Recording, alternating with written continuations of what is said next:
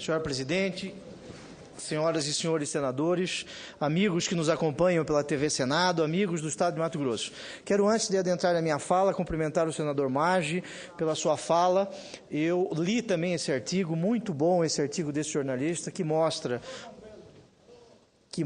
a importância do agronegócio, o reconhecimento do cidadão urbano a respeito deste segmento. Para o Estado de Mato Grosso, a senhora presidente, senhoras e senhores senadores, o setor é significativo, 43 milhões de toneladas de grãos, 29 milhões de cabeça de gado bovino, representa o progresso do nosso Estado. Parabéns, senador Maggi, pela fala. Senhora presidente, incluir quer dizer fazer parte, inserir, introduzir.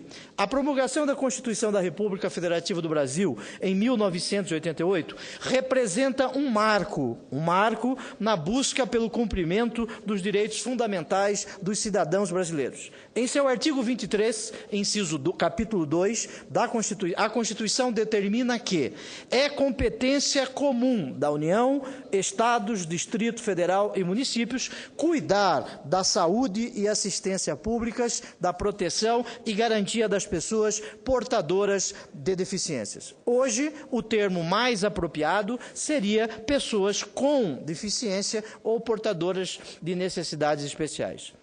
Muito se fala em inclusão social. E por que falamos de inclusão social, senhora presidente? Não há dúvidas que o motivo seja o próprio contraponto, a exclusão.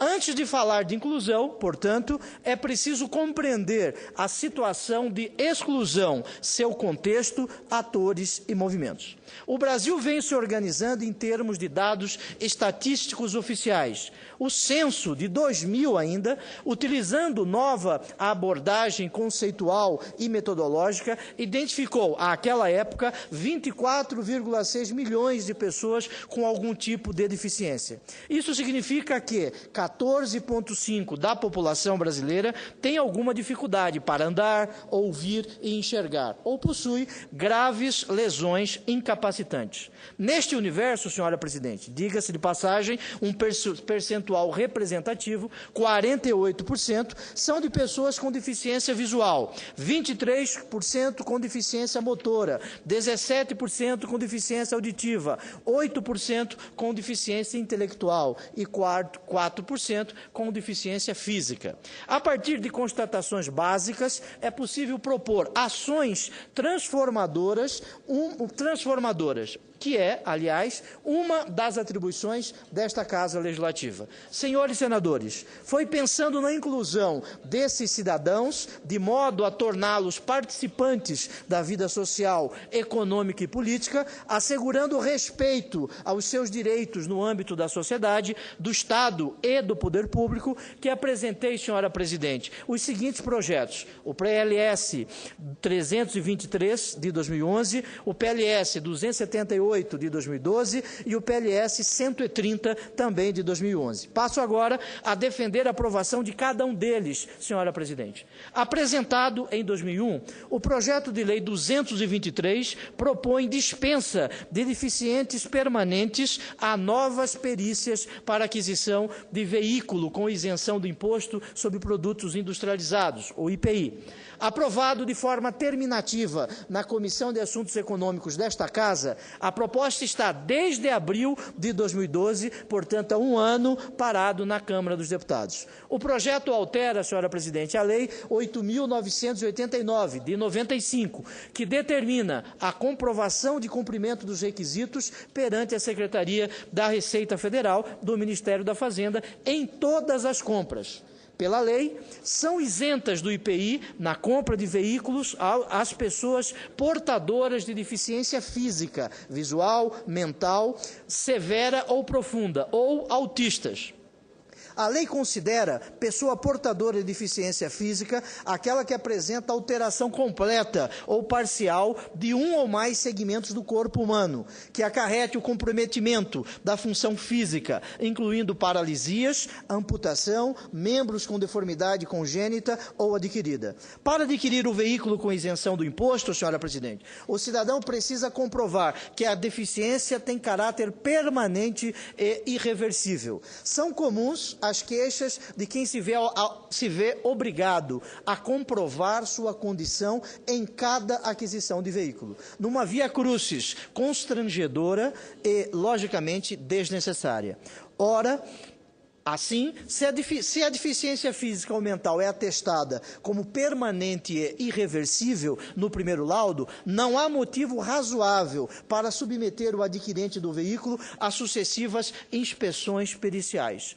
A regra em vigor, além do constrangimento, gera desperdício de recursos com a realização desnecessária de novas inspeções médicas. Cientes das prestimosas contribuições que o Congresso Nacional poderá oferecer ao debate, eventual aperfeiçoamento da nossa proposta inicial, submetemos aos ilustres deputados o presente projeto. Senhora presidente, no intuito de corrigir a distorção que atinge, sobretudo, pessoas menos favorecidas, também apresentamos o projeto 130, também de 2011, projeto que isenta cadeira de rodas do IPI. Sabemos que, muitas vezes, portadores de deficiências de menor renda têm grandes dificuldades para adquirir uma cadeira de rodas, o que acaba constituindo verdadeira barreira econômica à sua integração à sociedade. A proposta, na verdade, é uma reapresentação atualizada do projeto de lei do Senado número 307, do longínquo ano de 2006, do senador Osmar Dias, arquivado por ocasião do fim da última legislatura. A demora na sua apreciação levou ao seu arquivamento, mas os elevados propósitos que o justificaram continuam presentes, senhora presidente. O texto tem por objetivo contribuir para o cumprimento do falado artigo 23 da Constituição da República. Como bem lembrou o autor da proposição original, Sua Excelência, o senador Osmar Dias, os portadores de deficiência, desde a edição da Lei 8.989, de 95, podem se beneficiar da isenção do imposto sobre produtos industrializados na aquisição de automóveis de passageiros de fabricação nacional. Por questão de coerência, essas pessoas também devem ser beneficiadas com a isenção de tributos incidentes sobre a cadeira de rodas, já que é este o equipamento mais amplamente utilizado por eles, independentemente de sua condição social. Ainda que a alíquota do IPI seja atualmente zero, é conveniente deixar expressa na lei a isenção do imposto, a fim de impedir qualquer possibilidade de majoração futura do tributo pelo Poder Executivo. O projeto já foi aprovado na Comissão de Educação desta Casa, senhora presidente, na forma de substitutivo ao PLS 04 de 2007. Trata-se de um rol de 16 projetos relacionados principalmente à concessão de isenção de IPI em diferentes setores que tramitam em conjunto por força da aprovação do requerimento número 545 de 2011 do senador Romero Jucá e do requerimento 1580, também de 2011, da senadora Lídice da Mata. A matéria ainda deve tramitar na Comissão de Relações Exteriores e Defesa Nacional, na Comissão de Serviços de Infraestrutura, Agricultura e Reforma Agrária, Assuntos Sociais, Direitos Humanos e Legislação Participativa e, para decisão em caráter terminativo, na Comissão de Assuntos Econômicos. Certos da justiça e utilidade da proposta, convidamos os ilustres senadores a apoiar a iniciativa, que, transformada em lei, contribuirá de forma significativa para aumentar a autonomia e a integração à sociedade das pessoas com deficiência, senhora presidente. Amigos que nos acompanham pela TV Senado, amigos do Estado de Mato Grosso, outro projeto, e já me encaminho para o fim, senhora presidente, outro projeto que tem como objetivo inserir o cidadão com deficiência na sociedade, de modo a contribuir com o exercício de seus direitos civis, políticos, econômicos e sociais, é o projeto número 278 de 2012. A proposta facilita facilita atendimento bancário a deficientes visuais e auditivos e obriga as instituições financeiras e as operadoras de cartão de crédito a oferecer serviço de atendimento ao consumidor com meios de comunicação acessíveis a estes cidadãos. Ao propor alteração na Lei número 10.098 de 2000, pretendemos principalmente sanar as dificuldades encontradas pelos portadores de deficiência auditiva nos canais de atendimento. Existe hoje, senhora presidente, uma indignação em relação à acessibilidade para pessoas com deficiência auditiva nas agências bancárias. No caso dos surdos oralizados, essa indignação é ainda maior.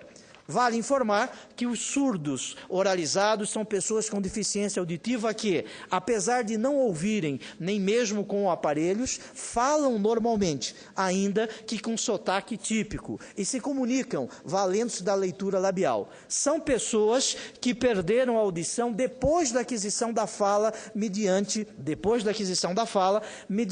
a audição, também chamados de surdos pós-linguais, ou cujos pais acreditaram na oralização por meio de fonoterapia. Dentro deste universo, senhora presidente, as opções que alguns serviços de atendimento têm oferecido ao público com deficiência auditiva é o telefone especial conhecido por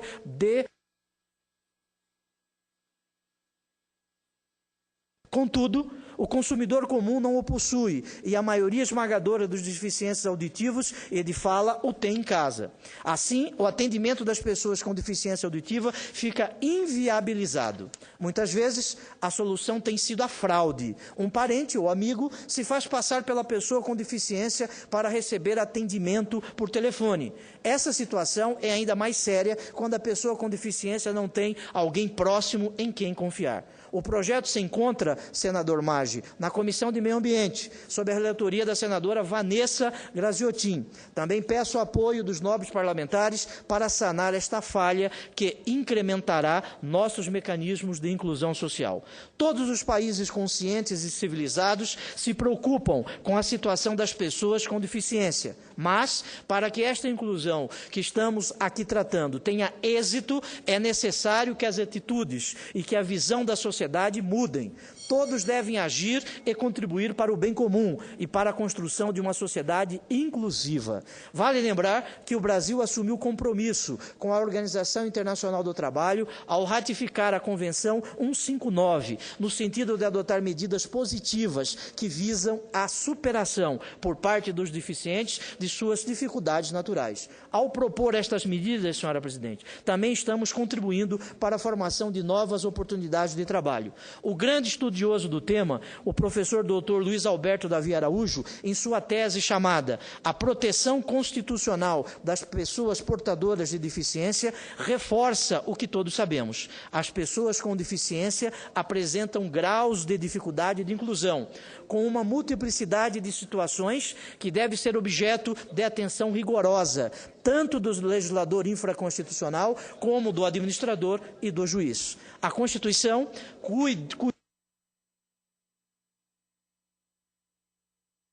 Federal cuidou de permitir a defesa dos direitos das pessoas com deficiência, tanto pela via individual como pela via difusa ou coletiva. Cabe a nós, senhora presidente, legisladores, fazermos a nossa parte para a concretização deste direito fundamental. Muito obrigado, inclusive agradeço pela parcimônia no tempo, senhora presidente.